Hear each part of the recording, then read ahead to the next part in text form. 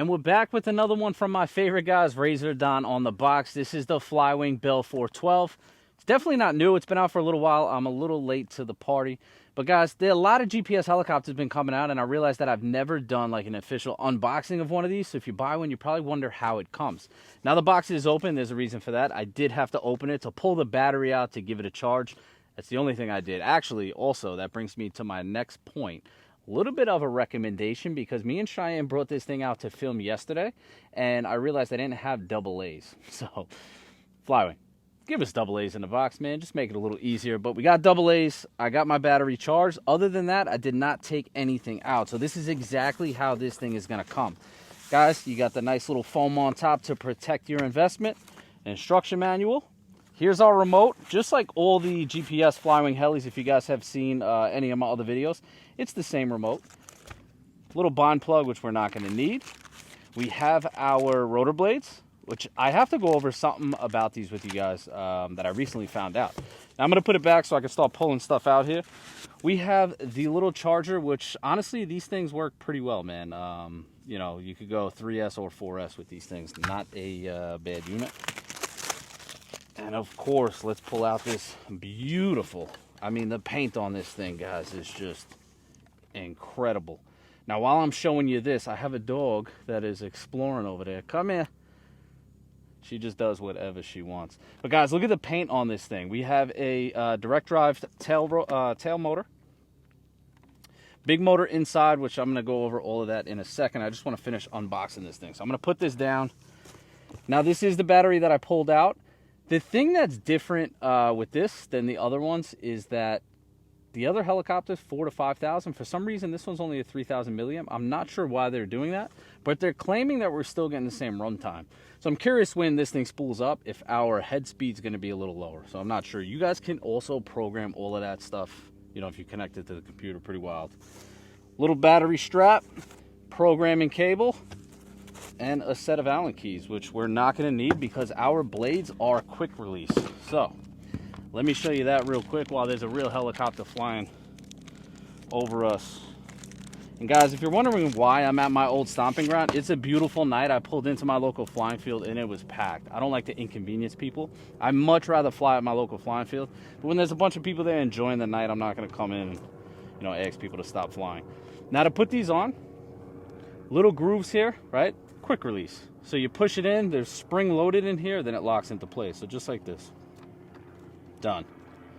Makes it really easy to take these things off and get this thing to the field, because at the end of the day, this is a pretty big helicopter, right? They say it's a 470 size, but I mean, regardless, big heli.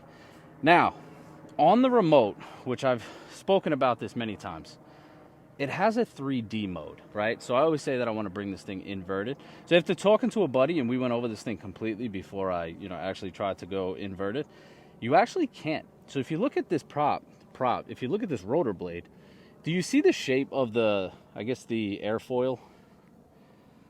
It's flat on the bottom right here. So that means when you go inverted, there's going to be no lift.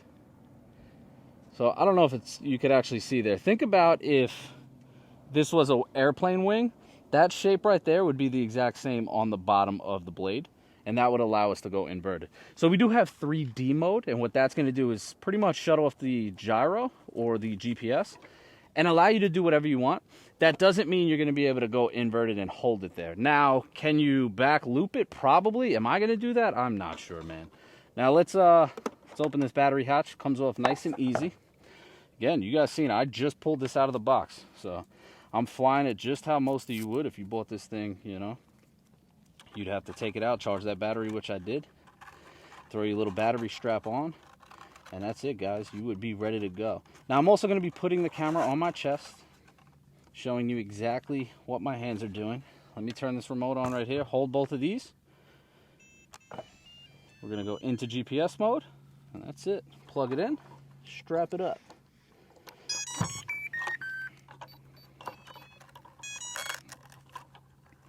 Now, guys, that little light on the top, that's the flight controller, right? So you have your GPS module and your flight controller. Now, the light right there is blinking yellow. Once we get GPS signal, it's actually going to go solid green. Now, for the first time, it can take a little bit. And also, when you switch to different modes, it's going to change color. So if I remember right, 3D mode is going to be blue. Yep. And GPS. So we got to wait until that goes green. And we're going to be ready to set this thing down on the ground and fly it. Right there, we got the green light. That means we're good to go. Put the battery hatch back on. Two little pins here line up in the fuselage. Makes it nice and simple. Locks in. Supposed to lock in. Where's our hole? There it is. Beautiful. All right, now you guys see my hands on the screen. To get this thing going, if I remember right, we're going to hold these out, bottom corners for 5 seconds. Hit it to run. Tail rotor always spools up first, then the main rotors. Now I'm backing up. These things are powerful. They're loud, a little bit intimidating, but still very easy to fly. So we're in GPS mode. Let it spool up. Full speed, and we're up. Just like that, guys. She's in the air, man. Look how good that thing looks. I'm going to bring it a little low so Cheyenne can get a good look at that. As you see on the screen, I am not touching the remote, man. I'm going to go full right rudder. Full left rudder. Full up. Full down. And that's it. Now I want to show you guys, man, if this is your first time seeing one of my videos, I do this in all of my GPS reviews. I'm going to go full, we'll go full forward. And if any time you want to let go, you let go of the sticks and the helicopter stops itself and kind of just holds it exactly where it is. Same thing if you go right, let go, left, let go. Guys, just a well-flying heli. These things really do teach you, you know, orientation and how to just basically fly a smooth and scale helicopter, man. A little bit of rudder, a little bit of forward pitch, a little bit of right pitch, left pitch. I don't know why I do that, man. I am a little dyslexic. Now, you literally can hand one of these to anybody of any age if you're at a field because, you know, they can't crash. They let go of the sticks. It stops. If they jam the sticks, let's jam the sticks. Let me show you what this thing does. So we're going to jam the sticks. It looks like it's going to crash, but guys, I'm holding it right now. And then all you got to do, let go. Levels itself out and holds its position. Now let's see what kind of speed we get out of this. So that's all the way pitched forward. It's not a crazy fast helicopter, but definitely fast enough to have fun. And like I said, man, if you want to go into the programming with the flight controller, I know a lot of you guys are raising the head speed on these things. Essentially, this is what I would call like economy mode. There's a sport mode. I don't know the RPMs on the head, but you'll get a little more performance out of it, a little less runtime. But all in, guys, this thing is extremely easy to fly. Now, there is also pre-programmed flight modes, right? I'm going to show you guys that. So if I hit this button right here and I go down 1 notch to 0, the helicopter is going to fly in a perfect circle. And again, it does this indefinitely until I cancel that mode. So, I mean, just a super cool function if you want to show off the helicopter or even fly 2 things at once, right? Put this up, hit that 0 for circle mode. Now, if I hit it 1 more time down, it goes into figure 8 mode. Now, I will say this is a lot slower of a figure 8 than that Yu Zhang helicopter, but it seems to be more precise.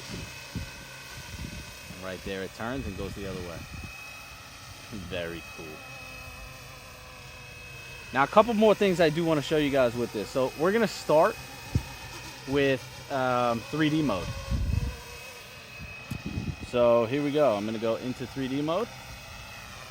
Now, my helicopter. Guys, you could fly this thing like you would with a... My hands are shaking. I don't know why I get so worried flying these helicopters. But you're going to fly this thing essentially like a 3D helicopter. I just, like I said, I wouldn't go inverted. But you're going to get the max speed out of it, max performance, you know, if you want to race down the runway. Now, Cheyenne is in front of me, which is making me a little more nervous, but anytime, hit that GPS mode, levels back out. And good thing I did that because I definitely was going to crash. Now, here's what I'm going to do. I'm right here. I'm going to hit return to home. And you're going to see the helicopter is going to climb out to a certain altitude. And to be honest, I never read the instructions, so I'm not sure how high. So right there, I don't know, what is that? Maybe 20 meters or so? It's going to come and it's going to land within a certain amount of feet, usually within 10 feet of where I took off. Now I'm going to show you this exact demonstration. I'm going to let it come down and do its thing. You know, you see on the screen I'm not touching it. And what's cool is, like I said, it's going to come in, it's going to land, and it's going to shut itself off. Now guys, that's coming down pretty slow. This thing looks so good.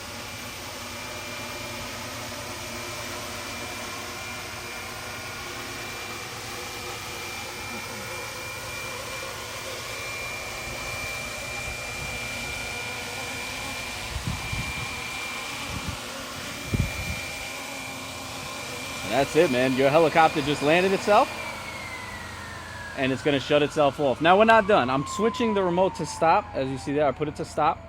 We're going to let it spool all the way down. We're going to start it back up. And I'm going to go up high, man. These things do fight. I know it's pretty calm out right now, but they do fight wind. So you don't have to be worried about flying this thing on, you know, a little bit of a windy day.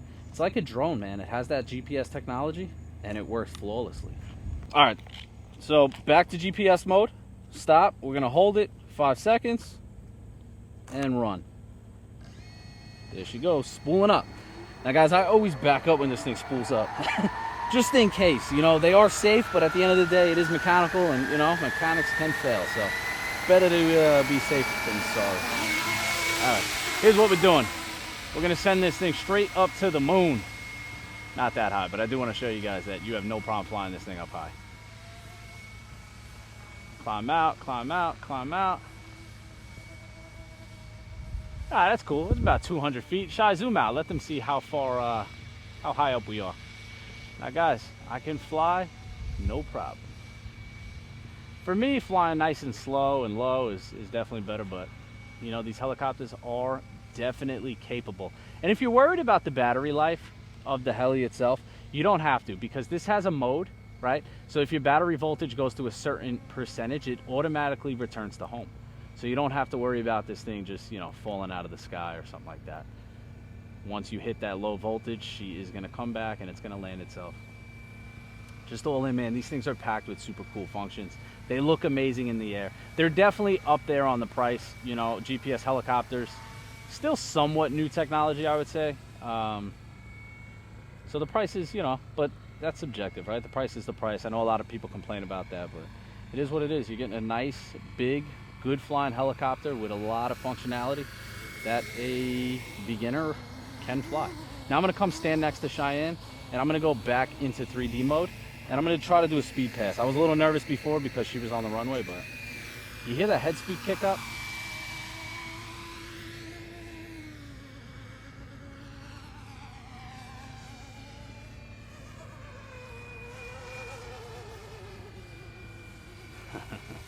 Yeah, she's fast. So in that 3D mode, there's no bank limit. So you can pitch it as far forward as you want to get that speed. I'm far from a good helicopter pilot, so I am flying a little bit on the cautious side. But again, anytime, hit back at the GPS, and that's it, man. She is leveled and safe as can be. Now, Flywing definitely has a lot of options, man, and I want to hear from you guys what your favorite one was so far. You know, I think I reviewed the Airwolf, which was the most powerful one. It comes stock in sport mode. I did the Huey UH1. We did the BO105. We did that all metal one that wasn't Flywing. That one was pretty cool too. So they just keep dropping these things, man. New schemes, new models. Loving every bit of it. Razordon is definitely here to stay, man. They got a lot of options for you guys. And I also want to hear, you like the Flywings or do you guys like the Yuzhang helis? Which ones do you like better? Guys, we've been in the air a long time. I want to say it has to be over 8 minutes at this point. Yeah, flying over 8 minutes. And she's still ripping. Now, I do have my voltmeter, so, you know, we could check our volts, but... All right, let's bring it in. Let's call that a flight.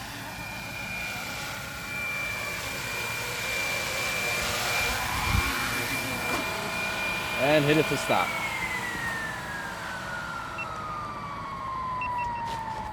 Now, I'm not exactly sure how long we were in the air. It definitely was a long time. It had to have been over 8 minutes. So let's see how long or how much juice we have on this battery.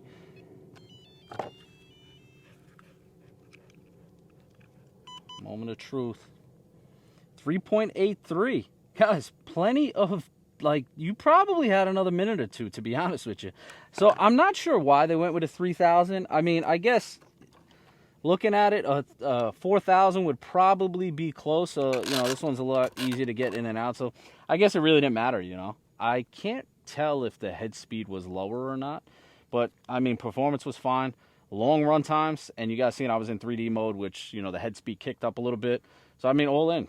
Flight time on a 3000 is fine. So, you know, the one thing that I had an issue with was that they went with a smaller battery.